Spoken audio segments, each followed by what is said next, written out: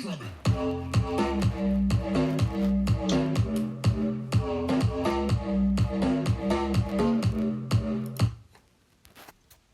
what's going on, you guys? Welcome to the second ever Down to the Wire podcast. Today we're going to be talking about the NBA awards for the 2020 NBA season, if the season were to end today. We're going to be going over every single award from MVP, Rookie of the Year, Defensive Player of the Year, Sixth Man of the Year, Most Improved, and even Coach of the Year. So, obviously, the NBA is currently stopped due to the coronavirus outbreak that is going on in the world. And, there's uncertainty as if the NBA season will even resume. And, when the NBA season was canceled, there were still about 10 to 15 games left in the season. So, that play definitely could have affected some of these decisions when it came to the awards. But I think for the most part, most of the position, the awards were determined. So we're going to start off with the premium position, which is, of course, most valuable player. And we have our top three choices being LeBron James, Giannis Antetokounmpo, and James Harden. So we're going to go and see what everyone has to say. So, Steven, who is your MVP choice? Well, but yeah, it's a tough decision. It really just comes down to Giannis or LeBron. But I'm going to have to go with LeBron on this one. As of right now, before the Corona thing, he's at 25.7 points, basically 8 rebounds, and he leads us NBA in assists with 10.6 assists. Yeah, well, a lot of people say that his stats might not be as impressive as Giannis's. I think that the fact that he's leading the number one team in the West with the most assists on his team. So he's not just carrying the team by points, but he's also getting his other guys involved. And he's off the court. He's teaching and growing the young talent around him, like AD, and he's helping develop them. Savage Troy here, and then I'm going to have to agree with Steven on that. LeBron is my MVP choice, but I think Steven wrapped it up pretty nicely. So, who's your choice, Big A? I'm going to go with Giannis Antetokounmpo here. Just looking at his stats, he improved immensely from the past year. Not only did Giannis increase his points, rebounds, his assists, assists stay the same, his steals and blocks went down, but the fact that he's putting up 30 points per game and 31 minutes a game is just incredible efficiency. Add to that the Bucks, who have the number one record in the NBA. Obviously people say they play in the East, which is a weaker conference, but regardless, Bucks have been extremely dominant the entire season, and I just think Giannis, with the type of numbers he's putting up and the type of success he's led the Bucks to this past season, especially with, in my opinion, the Lakers are far, a more talented team, in my opinion, than the Bucks, and the fact that Giannis has been able to lead them to so much success is why I have him as my MVP. Well, I can see your points, but I'm going to have to bring up the fact that the Bucks roster is a lot deeper than the Lakers roster. They have a team built around Giannis, so of course his numbers are going to be amplified if the offense only runs through him. LeBron, he's not only having an efficient year, even though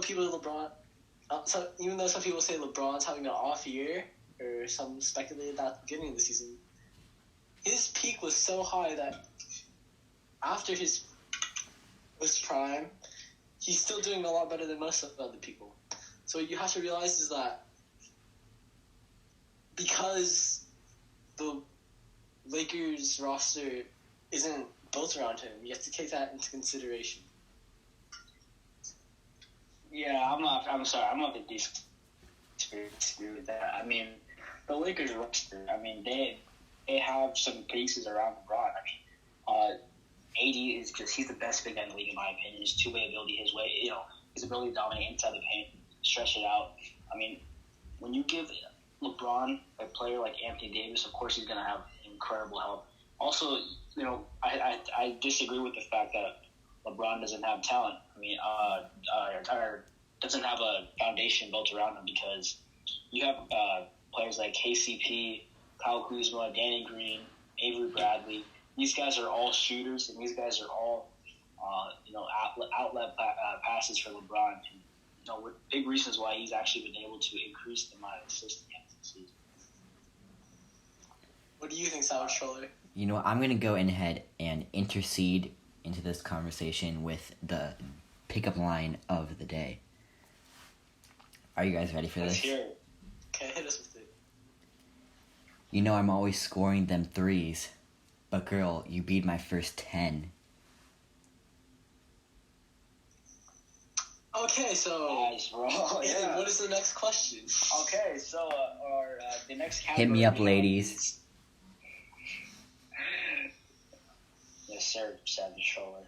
All right, so the next position we're going to be going into is Rookie of the Year. And, we're not going to spend a lot of time on this one. This was a pretty unanimous decision.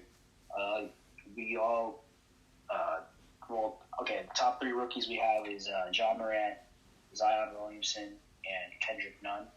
And I think we all know the unanimous decision. Kendrick Nunn. No, I'm just playing. John Morant.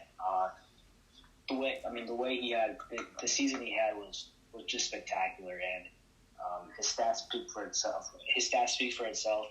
And the fact that he led the Grizzlies, to the 8th seed as a rookie. I mean, he really had a phenomenal rookie year, and Zion, his first 10 to 15 games in the league were dominant. He's going to be a superstar in this league. Unfortunately, he didn't play enough games to win my vote. So, I had to go with John Morant. Yeah, I think it's pretty clear, but I would like to bring up the fact that, or just the idea, would your opinion change if the season did not get cut short? Do you think Zion still would have had a chance to win? That's a good point, because, if Zion had another 15 to 20 games under his belt, he would have had about 30 or 40 games, which I don't know if that would have been enough, to be honest.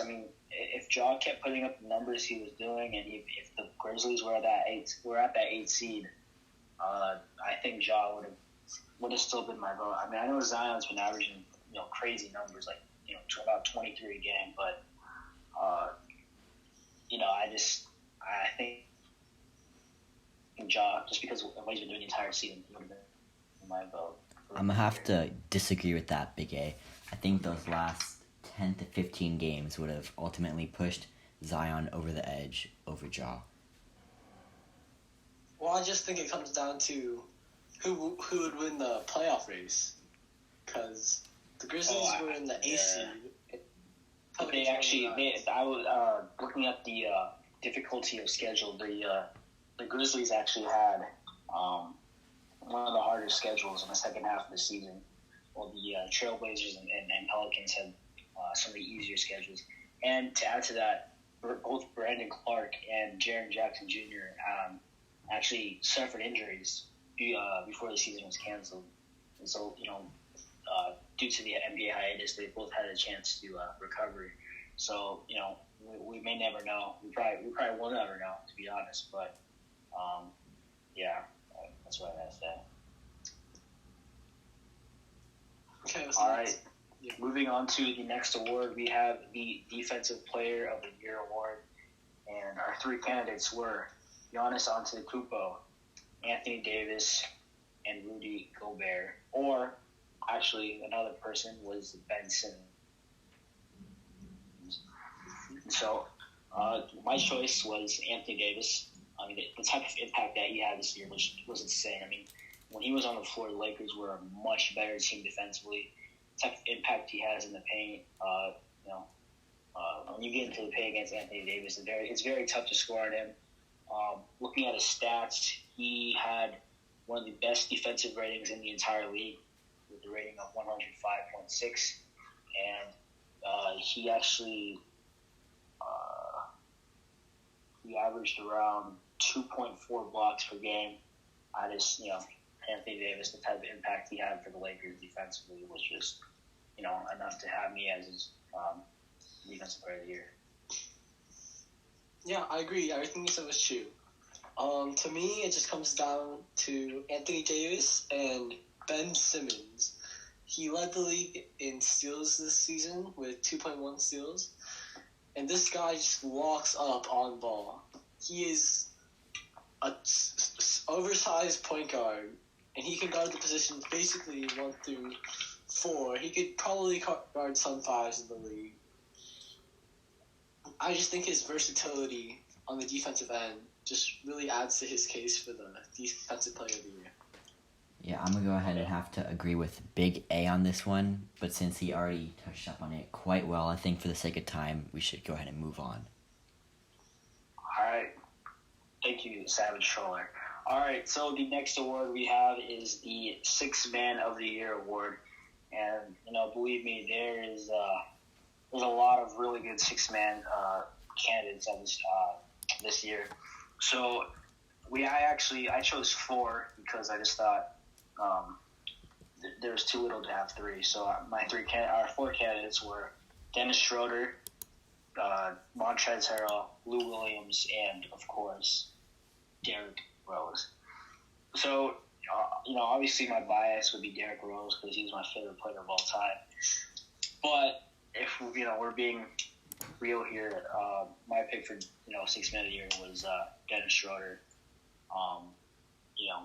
The type of numbers he was putting off the bench, averaging 19, 4, and 4 off the bench, backing up both Shai Gilgeous-Alexander and Chris Paul. Putting up those type of numbers when you're the number 3 ball handler on your team is really huge. His production really propelled the Thunder to have a much better season than many believed, and so I went with Dennis Schroeder. I know you got a different opinion, young Yano. Yeah, I'm going to have to go with the greatest sixth man of all time, Lou Williams.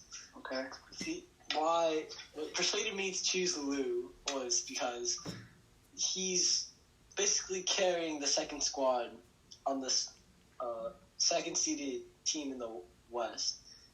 Montrezl Harrell was also on my list, but I had to go with Lou because in order for a big man to score, usually the ball has to come through a guard.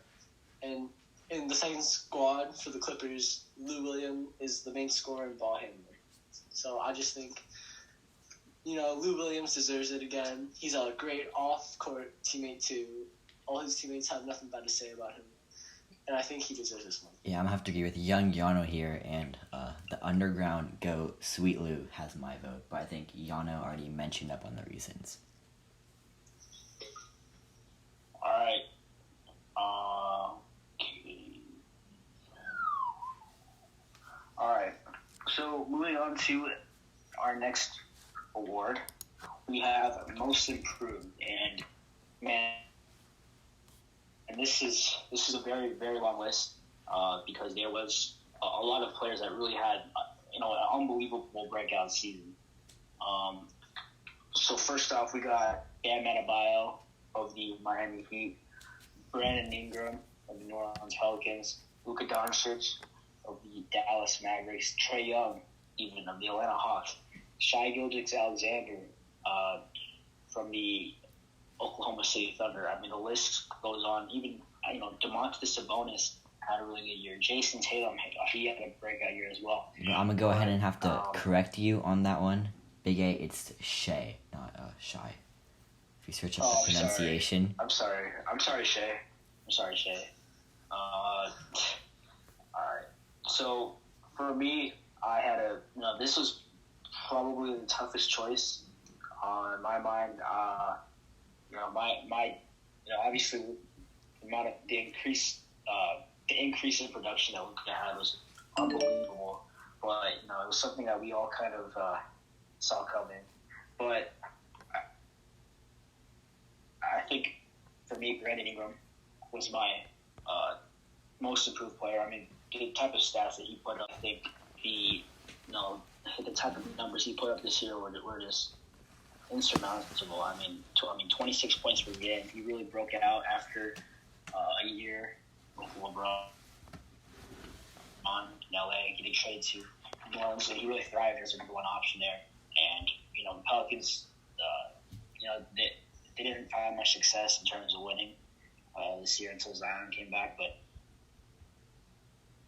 I think the type of numbers Brandon Ingram's putting up and the amount of clutch shots he's hitting throughout the year. I mean, he's got that certain it factor, and he's going to be.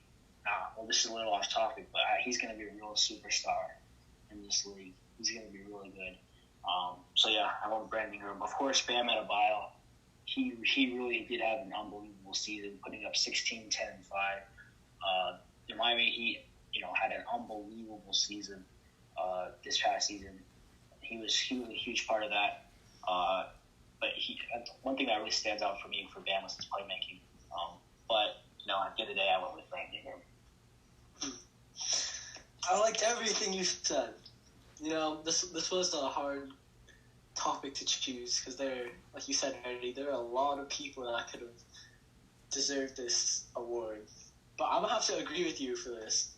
This year, Brandon Ingram, first-time All-Star, he really proved himself after he got traded. He was probably playing with a little bit of anger this season, trying to show the Lakers that they made a mistake in trading him.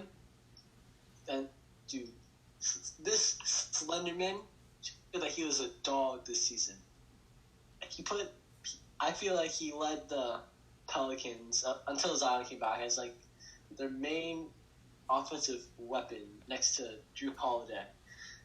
He really showed that he has the ability to hit clutch shots when they need him to, and that he can facilitate the ball a little bit. I think that it definitely goes to him because on the Lakers, everybody thought he was a bust, or they thought that he wasn't going to be at peak potential. He wasn't going to reach his peak. So, yeah, I think he really just proved himself this year after the trade. You're wrong, and here's why.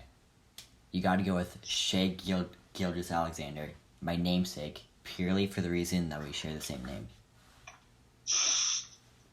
Okay, that's great analysis, Shay. I really appreciate the in-depth analysis right there. Moving on to the Coach of the Year, and man, there were a ton of really good candidates.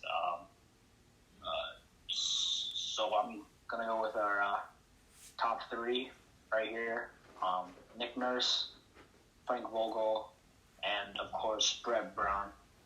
Yeah, no, I'm just kidding. Brett Brown was probably the worst coach in the league this year. You can ask any Sixers fan. But like I was saying, Nick Nurse, Frank Vogel, Eric Spoelstra, and Mike. I'm gonna say Mike Budenholzer of the Milwaukee Bucks. Some honorable mentions: Rick Carlisle of Dallas, Taylor Jenkins from Memphis, Brad Stevens from Boston, and Billy Donovan from OKC, and Mike Malone from Utah.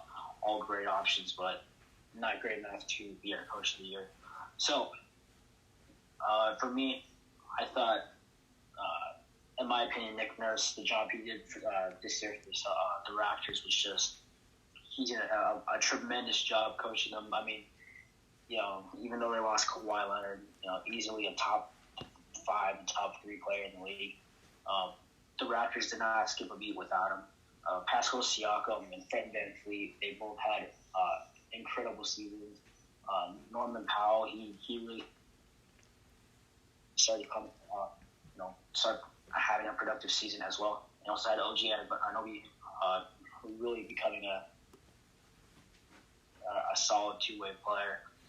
And the fact that the Raptors were able to really have one of the best records in the league despite losing one of the best players, I just, that's really impressive in my opinion from Nick Nurse. And I think it's clear to me that he is the best coach, or possibly the best coach in the NBA, but he was definitely the coach of the year this year for me. You know what, Big A? I'm gonna go ahead. And disagree with you here. I gotta go with Frank Vogel on this one. No, I'm just kidding. LeBron James, Coach of the Year. Oh yeah, for sure. No, Frank Vogel. He took the Lakers to the number 1 seed. I think there's no room for a debate here. He should be the Coach of the Year.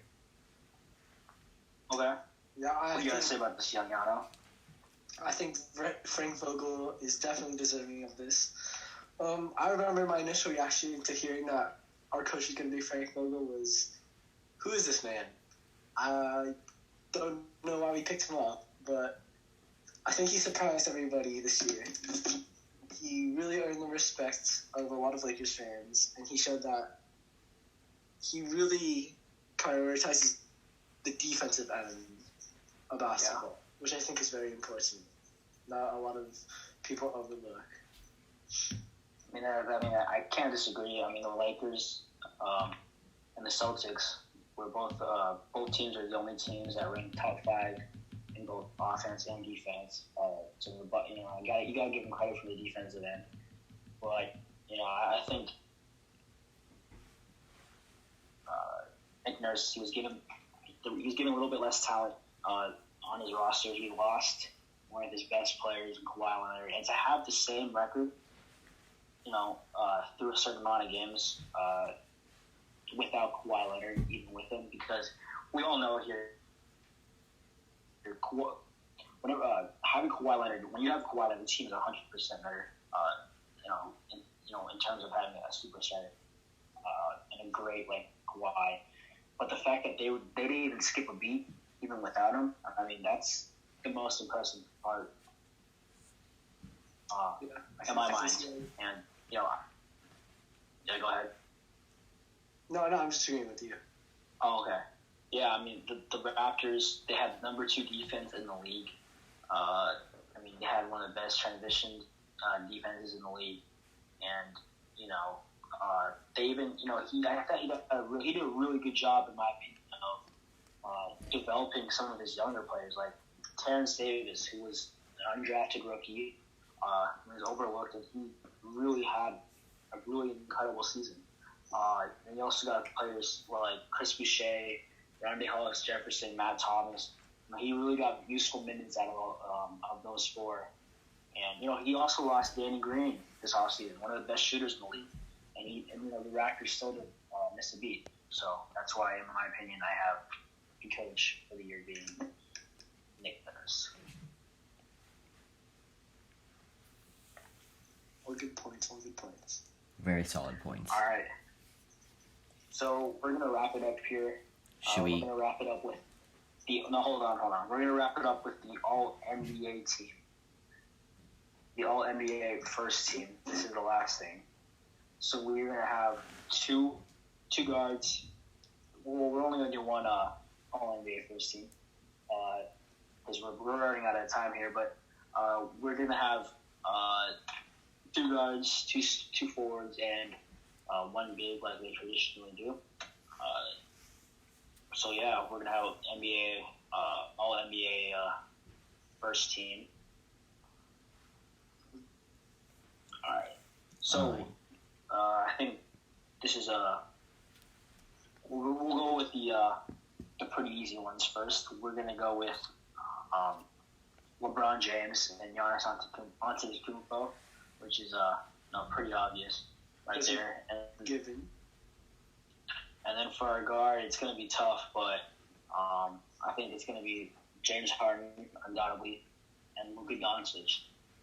And then for center, there's always debate between who's the best in the league, between Joel Embiid and Nikola Jokic. But for me, I think it's pretty obvious. I think Nikola Jokic, by far the best center in the league. Just what he provides every given night. I mean, his playmaking abilities is that's once in a generation. You don't see that type of playmaking abilities from a 7-footer. Just giving you a notice here, Big A. We have 4 minutes. Harden. We have 4 minutes left, Big A, All on right. the time. All right, I got you. So my guard, we got James Harden, Luka Doncic, LBJ, Giannis, and Jokic for my 5. Big A, I was about to agree with you. until the very last name you said, Nikola Jokic. Oh my God! Come on! Stop it! I'm taking from my fantasy team, Joel Oh M. my God! You guys stop it! We are talking about a big man who has the potential to become the greatest center of all time. Whoa, my! Those are Come words from on! Shaq and Charles Barkley. Whoa there, buddy. Whoa there. Slow down. Hey, I said potential. Shaq and Charles Barkley also believe that he has a skyrocket, sky high, unreachable potential. This man, it's just about his mindset. And you could see it this year. When he turned it on, it was game over. He's extremely dominant in the post.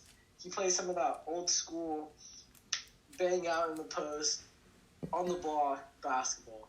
And I think that what also helps Joel Embiid's case for the first team is that Nikola Jokic had a really sucky start of the season. What? Oh my God! He was doing extremely bad at the start of the season. This dude. All right. He had to lose something like 20 pounds. All right, hold on. You're wrong. And here's why. When we're talking about Nikola Jokic, we were talking about not only one of the best playmaking bigs in the league. He's not one of the best real plus minuses in the league. He's one of the most efficient big men in the league, despite his ability to shoot from far range. We got to add that to the fact that the Nuggets have the second best record in the Western Conference with him. He's a guy that's going to put up 21. He could put up 20 a game for you. He's going to grab those rebounds. I know Embiid does that as well. But this playmaking and his ability to make others better as a center, I mean, that's just something you do not see. So that's something that's incredibly unique, in my opinion. And the Sixers, what I mean. Embiid, he put up some numbers, but he also didn't. Those numbers didn't result in as many wins. And I know that's probably on Brett Brown. He did a terrible job as coach, but I just don't think Joel Embiid it really is a much better player than Jokic. And I think Jokic, with his ability to impact the game in so many ways, that just makes him the best. Let me just say this. In the first 20 games of the season, Nikola Jokic had 8 games with 10 points or less. 8 games. Hey! Are we really basing this on the 10 game or 20 games? No, we're basing this on the entire season. I'm gonna have to cut you guys both. I'm gonna have to cut you guys both off right here. We have 10 seconds left, so let's cue the outro. Let's cue the outro. We have 10 seconds left. Alright, we'll talk about this in the next podcast.